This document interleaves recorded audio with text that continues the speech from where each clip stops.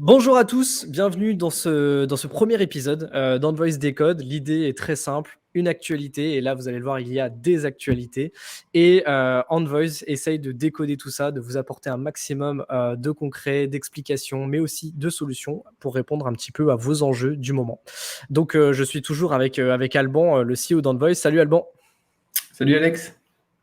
Alors, du coup, aujourd'hui, Alban, on va parler d'un sujet qui nous tient forcément particulièrement à cœur, puisque on va parler du display. Il y a beaucoup d'actualités qui sont parues, comme je le disais tout à l'heure, depuis le début de l'année. On voyait bien que 2021 commençait à avoir pas mal de changements. On s'était dit, tiens, est-ce que 2022 va suivre la même tendance? Et c'est forcément le cas, puisque depuis quelques semaines, il y a des actus en permanence.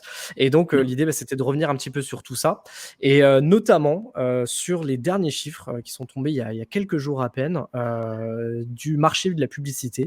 Et qu'est-ce qu'on voit? Le display, retour en force, grand gagnant en fait de ces derniers mois. Et je voulais voir un petit peu avec toi ce que tu en pensais, quelles étaient un petit peu les causes de tout ça, les conséquences aussi pour les annonceurs et comment ils pouvaient du coup tirer parti de cet élément-là. Mais peut-être avant tout, ce qu'on pourrait faire, c'est déjà repositionner un peu les chiffres, ceux qui sont tombés récemment, et que tu nous donnes un petit peu les grandes tendances qu'on a pu observer, qui ont été données, encore une fois, il y a quelques jours. Exactement, c'est tout frais, hein. Les chiffres du marché digital donc, sont sortis il y a quelques jours à peine. Et en gros, ce que l'on constate, c'est une progression assez phénoménale du digital, avec une croissance de plus de 20% sur l'année 2021, alors que la croissance en 2020 n'était que de 4%. Donc, on voit effectivement la grande différence. Donc le digital aujourd'hui, c'est plus de 7,6 milliards d'euros d'investissement. Et en une seule année, la pub digitale a gagné 1,5 milliard. Donc juste pour resituer un petit peu, 1,5 milliard de gains donc de publicité digitale en plus, c'est l'équivalent d'une demi-année de la publicité télé, donc dans sa globalité. Donc on a un marché en très forte croissance, très fort rebond après le Covid. Et ce que l'on voit dans ce marché, c'est aussi la très grosse croissance en fait du display. Pour la première fois depuis des années et des années, c'est le display qui est le canal avec la plus forte croissance, avec plus 30% de croissance en 2021, donc devant le search, devant le social et devant les autres canaux. Donc ça, c'est intéressant de voir que le display revient en force, effectivement, à partir de 2021. Et effectivement, on pense clairement, et je pense clairement, que ça va être encore plus le cas en 2022. Super. Est-ce que par rapport du coup à tous les autres leviers, est-ce que tu peux nous donner peut-être un peu quelques chiffres aussi sur ce qu'on voit, ou peut-être plus dans le détail par rapport au display? Ce qu'on sait, c'est qu'il y a différents éléments qui sont pris en compte dans le display. Est-ce qu'on voit du coup une variation par rapport à tout ça? Exactement, le display, c'est tout un ensemble de canaux. Il y a la vidéo, il y a le natif, il y a les opérations spéciales, etc. etc. Et ce que l'on voit, c'est vraiment, il y a deux choses importantes. C'est la très grosse croissance en fait de la vidéo.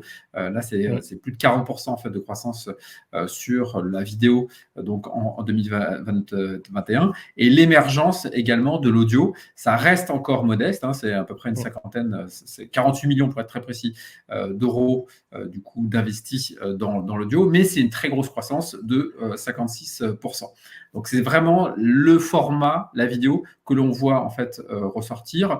Et ce matin, il y avait la présentation en fait du bilan du marché du programmatique. C'est exactement en fait la même analyse. Les annonceurs cherchent de plus en plus des formats très qualitatifs, et donc la vidéo représente tout à fait ce type de format. D'où la croissance très forte effectivement de la vidéo les dernières. Donc c'est quasiment le double de croissance que le marché dans sa globalité, que le marché du digital dans sa globalité.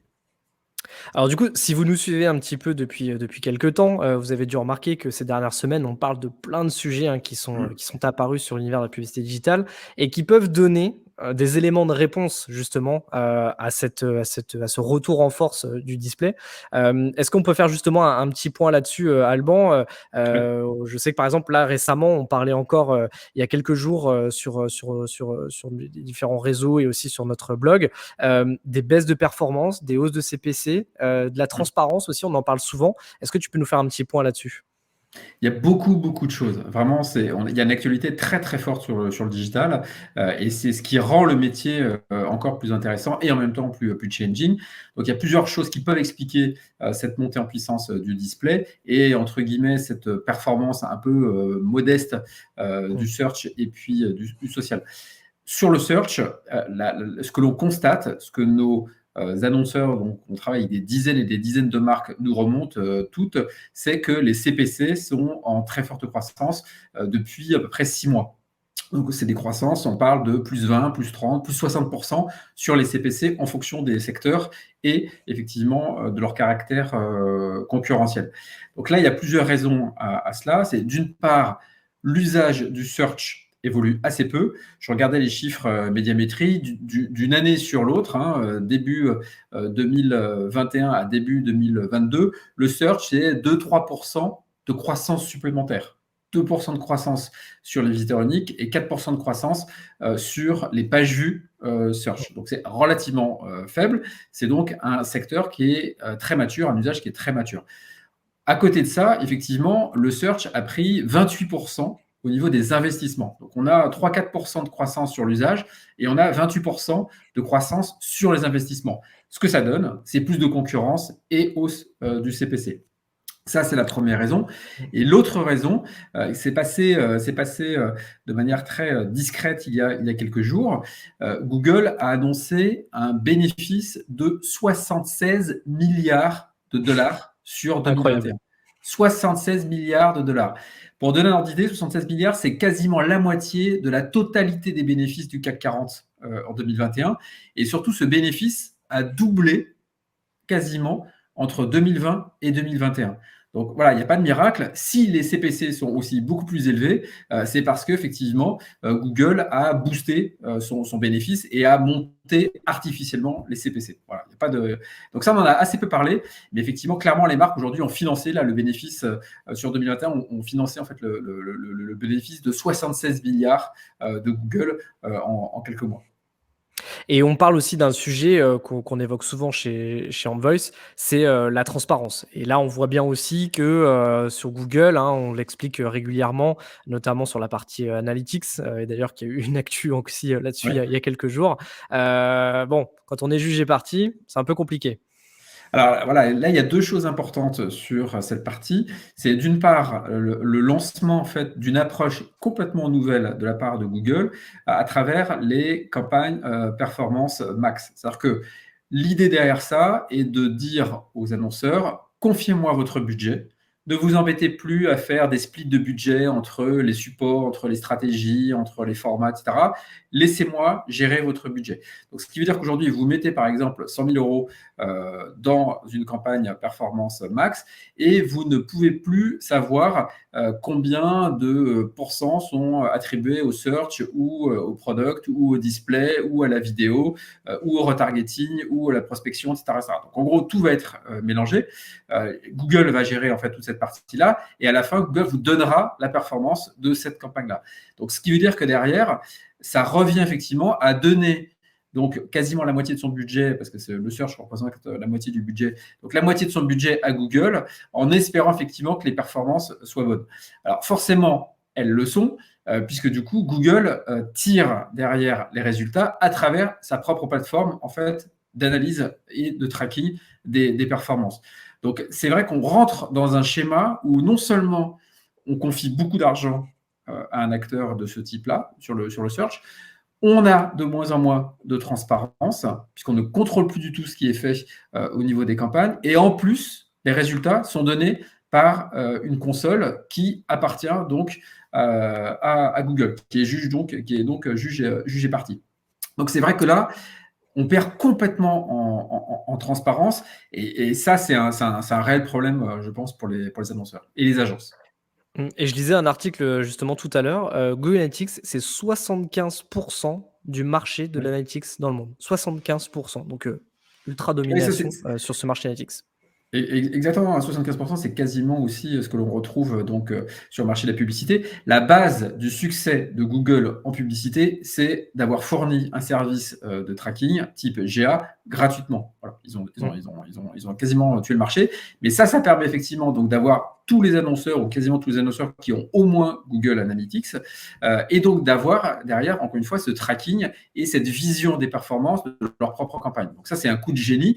Et ce coup de génie-là, par contre, il va connaître un vrai problème puisque, là, je rebondis sur ce que tu disais tout à l'heure, on a une bombe interplanétaire sur ce sujet-là puisque la CNIL a mis en demeure des éditeurs qui utilisaient GA en leur disant vous ne pouvez plus utiliser GA. Pourquoi ? Parce qu'effectivement, avec GA, le respect du RGPD n'est pas effectué et la probabilité d'avoir des données qui remontent au niveau des États-Unis et qui ne restent donc pas en Europe, voilà, elle est claire et assez nette. Donc, ce qui veut dire qu'effectivement, Google Analytics pourrait, dans les prochaines semaines, devoir soit respecter le RGPD, ce qui n'est pas sûr, soit effectivement, dans ce cas-là, va être considéré comme un service qui n'est pas possible d'utiliser. Et l'autre bombe sur le RGPD, c'est effectivement Facebook qui a menacé, il y a quelques jours aussi, qui a menacé l'Europe de se retirer si on devait les obliger à respecter le RGPD. Donc là c'est des choses qu'on n'a jamais vues.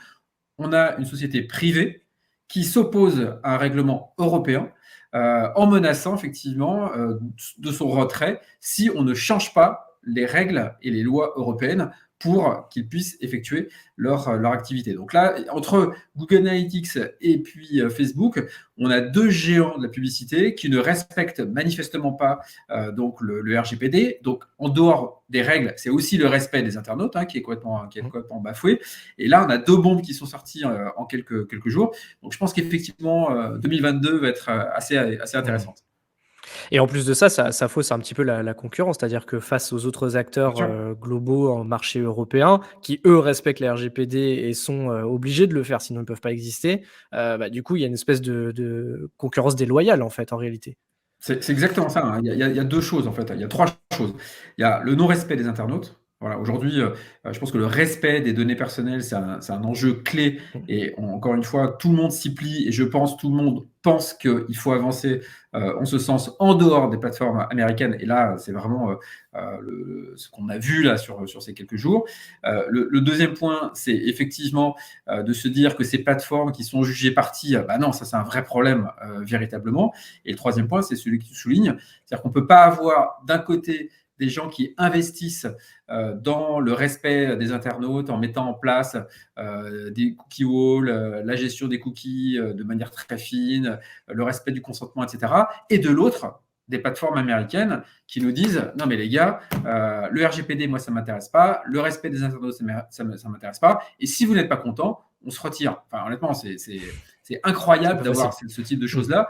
Et effectivement, il y a un moment ou un autre, ce type de décision, dans tous les cas, de la part de la CNIL et je pense de l'Europe et des CNIL européennes, ça va rééquilibrer un peu le marché. On ne peut pas avoir des acteurs locaux qui, eux, respectent toutes les contraintes et puis des acteurs internationaux qui arrivent et qui disent moi, vos réglementations, je m'en moque. Ça, clairement, c'est pas possible.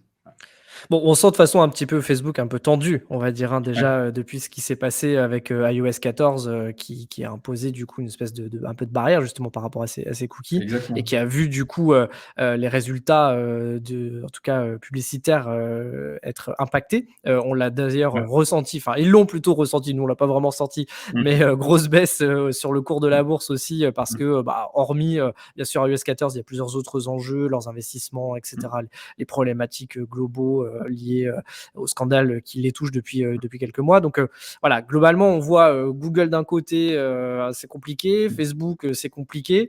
C'est quoi les conséquences du coup pour les annonceurs par rapport à ça ?